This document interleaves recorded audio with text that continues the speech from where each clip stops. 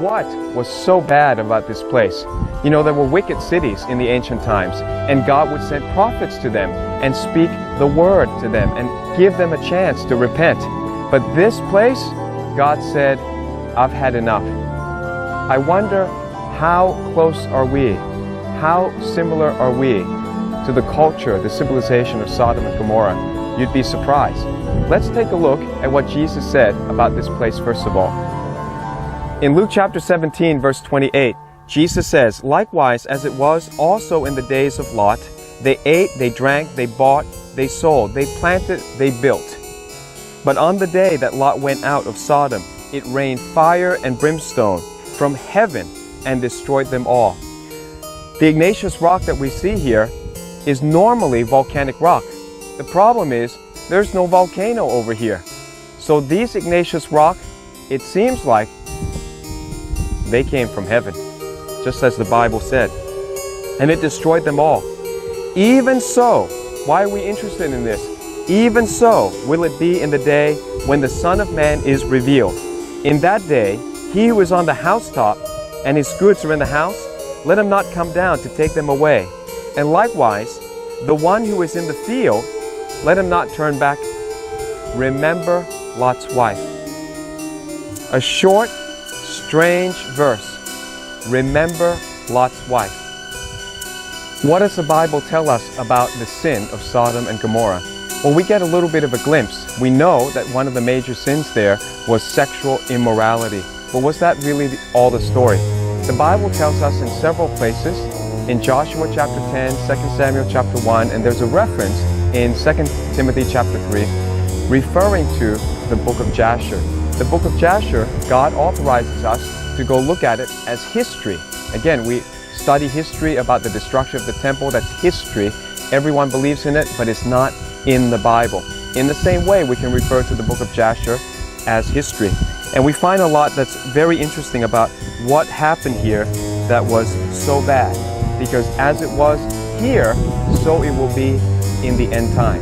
Let's take a look. The first thing that the book of Jasher says in chapter 18 and chapter 19, just like Genesis records about Sodom, in chapter 18 of Genesis, chapter 19 of Genesis. Here, chapter 18 of Jasher, we find that the people of Sodom and Gomorrah, they strengthened in aging abominably, meaning that as they aged, they acted even more abominably as they got older. And what did they do? 4 times a year, the book of Jasher records, that they would have an adultery festival. They would come together and they would switch wives and rape young girls and daughters and wives. And the thing that part we already know about, but the thing that is bad about it, that's mentioned in Jasher, is that when the men saw this, his wife or his daughter was taken and raped or abused, they said nothing. One of the sins of Sodom is being passive. How true is that of people today? When we see sin, do we do anything about it? Actually, it's one of the worst sins is when good people sit back and do nothing to defend people.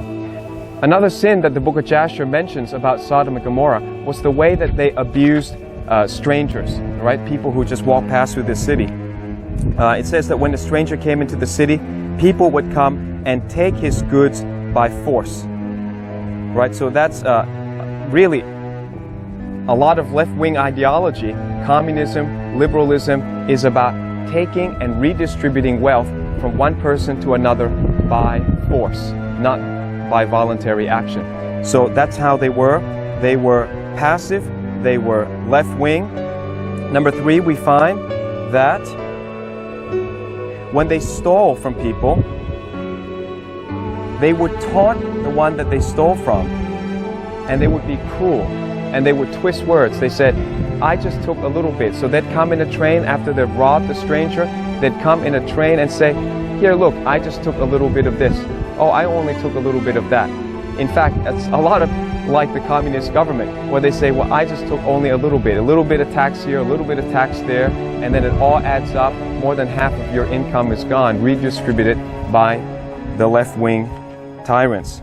The book of Jasher gives us a couple of examples of how evil this place was. There was a man named Hadad, and there was another man that was traveling through, and he needed a place to rest. So Hadad was very skillful in being evil. What he did was, he took the man into his home, he took the man's mantle and cord and put it all away and fed the man for 2 days. And after 2 days, the man then says, where's my cord and my mantle? I gotta be off and carry on my way. And Hadad says, that was a dream. Says, you're dreaming. What are you talking about? You showed me a long cord and I said, that means you'll have long life. You showed me a mantle and that means that you're going to own a vineyard with many wonderful trees. Now, pay me for my interpretation of your dream. And the man says, I wasn't dreaming. I just passed by here. This was a real thing that happened. And Hadad then took him to court. This is another thing about Sodom and Gomorrah. They were full of injustice, case after case. And so he took him to court, and Sirach, the judge at that place, says, oh yeah, the guy spoke rightly. He's very famous at interpreting dreams. He's interpreted your dreams, so now you owe money to him. And the Bible says that he went away crying and grieved in his heart, in bitterness of soul, lamenting and weeping because of the corruption in the city. You know when we're ready to be judged by God is when our very top leaders are so corrupt that they're willing to rob us and then deliver injustice to us. Injustice was one of the grave sins of Sodom and Gomorrah. In another example, they had 5 of the judges in this area set up beds so that as people came through here, they would grab the stranger and put him on a bed. If the person was shorter than the bed, they would begin stretching the person until that person cried and died. If they put the person on the bed and they were bigger than the bed, then they took 2 planks of wood and began crushing him until he died. So you can see ISIS is very much like Sodom and Gomorrah. They invent these kind of contraptions. Another thing they did was being very cruel to the poor. So when people came through, traveling through here, and I guess they didn't know how evil Sodom and Gomorrah was, when they came through and they were poor, the people of Sodom and Gomorrah would give the poor person gold and silver. And then they would agree among themselves that that person cannot buy any food. And that person would wander around these cities with gold and silver in their pocket until they starved to death. And then when they died, they took the silver and gold back and they robbed the people. And the book of Jasher even says that then they begin fighting among themselves over the things that they were robbing. How wicked was this place?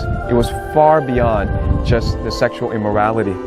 In a pretty funny incident, Sarah sent Eliezer, which is Abraham's servant, over here. All right? And Eliezer came here and saw what they were doing. They were robbing one stranger that was, a traveler coming through.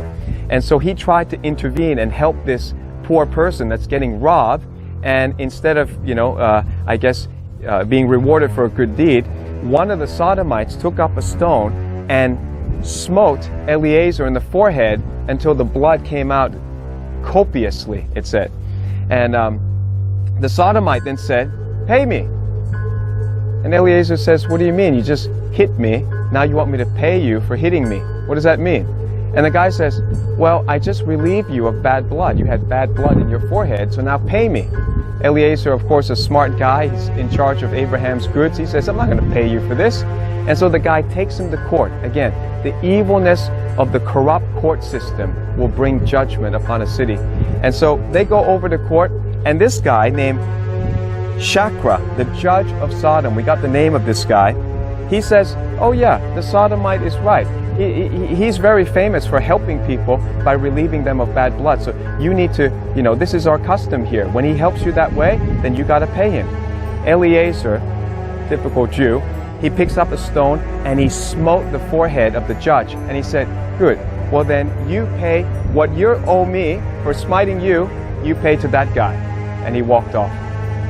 See, it takes boldness to come against such evil and such corruption. And that's how Sodom and Gomorrah was. The worst stuff is really the next stuff. Lot actually had a daughter here, and she tried to help one of the poor travelers and tried to give him food. For that, the Sodomites burned Lot's first daughter. It's one of the grave sins that they did here. And then there was another lady that did it in another city named Admah next door. And they took her before their judges, and they passed a sentence of death upon her, and this is the way they killed her. They poured honey all over her, from top to bottom. And then they released a swarm of bees, and the bees stung her to death. And upon that, the book of Jasher says that this woman's cry went up to heaven. And the Lord heard it, and the Lord had enough, and that's when he sent the two angels. And you pick up that story in Genesis 18 and 19, where the Lord told Abraham, I've had enough with Sodom and Gomorrah. Where are we at today? Where are we at? The main sin that you can see here 10 times were sins against strangers. Now you might say, oh, well, we're not guilty of that today. Hey, you know what? We're guilty of that, I think, over the internet. Do you realize that? That the internet today is our Sodom. What does it mean? Why do people sin against strangers? Because they think those people are worthless. Or, I'm not known to them, so I'm anonymous. Think about how many people go on the internet and make fake ID, act anonymously, and say things that are so cruel and so rude to people, and they think they can get away with it. That was the sin of Sodom. And I would propose to you, the internet is our Sodom today. What kind of sin brought judgment to Sodom? It's going to bring judgment to the end times. So, what should we do? Why don't we focus on serving God? Why don't we focus on walking in love?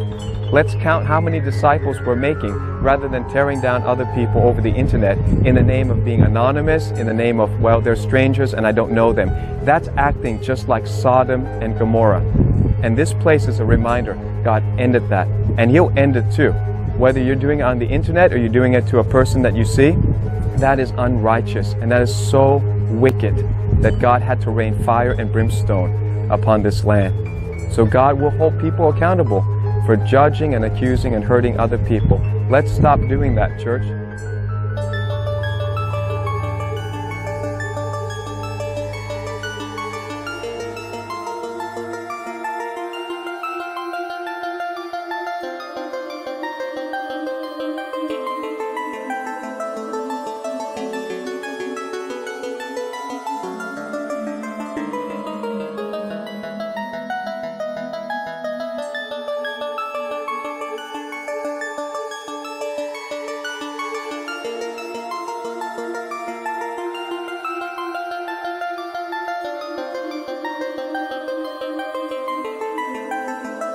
Determined that it is time to officially recognize Jerusalem as the capital of Israel.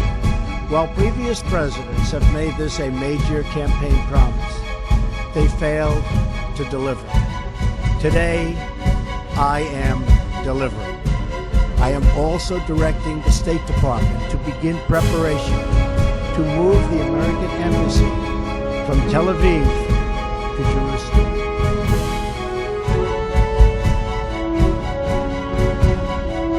O presidente turco Recep Tayyip Erdogan expressou neste domingo que espera que a Turquia abra em breve uma embaixada em Jerusalém Oriental, como a capital de um Estado palestino, denunciando novamente a decisão americana de reconhecer Jerusalém como a capital de Israel.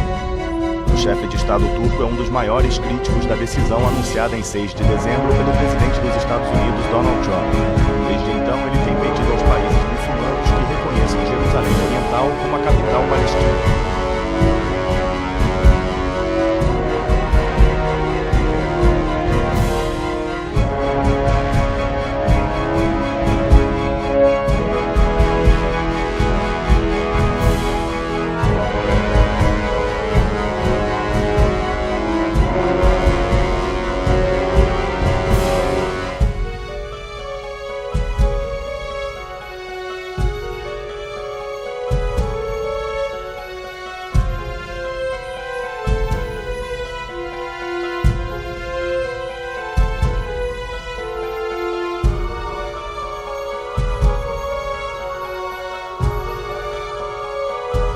O Pentágono confirmou a existência de um programa para investigar objetos voadores não identificados. Este fim de semana, pela primeira vez, foram conhecidos detalhes deste programa, que, segundo a imprensa americana, chegou a receber um investimento de 22 milhões de dólares por ano. A gente volta a Nova York para falar com o nosso correspondente Fábio Turci. Fábio, parece filme de ficção científica, mas não é não, né? Não é não, Sandra? O jornal New York Times descobriu o programa secreto do governo americano chamado Programa Avançado de Identificação de Ameaças Aeroespaciais. Ele funcionava dentro do Pentágono, a sede do Departamento de Defesa. Desde 2007, o programa investigou relatos de objetos voadores não identificados. E um dos casos foi esse que a gente vai ver agora. O vídeo foi gravado em 2004 a partir da câmera de infravermelho de um caça da Marinha Americana. O objeto não identificado aparece aí bem no centro da tela. O piloto conversa com outro piloto pelo rádio. Aí primeiro ele acha que é um drone. Depois diz que não é apenas um objeto, é uma frota. Há um momento em que o objeto gira e um dos pilotos diz: "Olha essa coisa". O jornal afirma que o programa deixou de receber verba em 2012, mas que ainda assim agentes envolvidos continuaram investigando episódios que eram relatados a eles. Documentos do Pentágono descrevem que foram observadas aeronaves que pareciam se mover a velocidades muito altas e aparentemente sem equipamentos de propulsão, sem turbinas visíveis, por exemplo. Um porta-voz do Pentágono confirmou ao New York Times que o programa secreto existiu e que em 2012 o Departamento de Defesa entendeu que havia outros programas mais importantes e aí cortou a verba para a investigação de OVNIs. Sandra, Doni. Pelo jeito não estamos sós. Obrigada, Fábio. Valeu.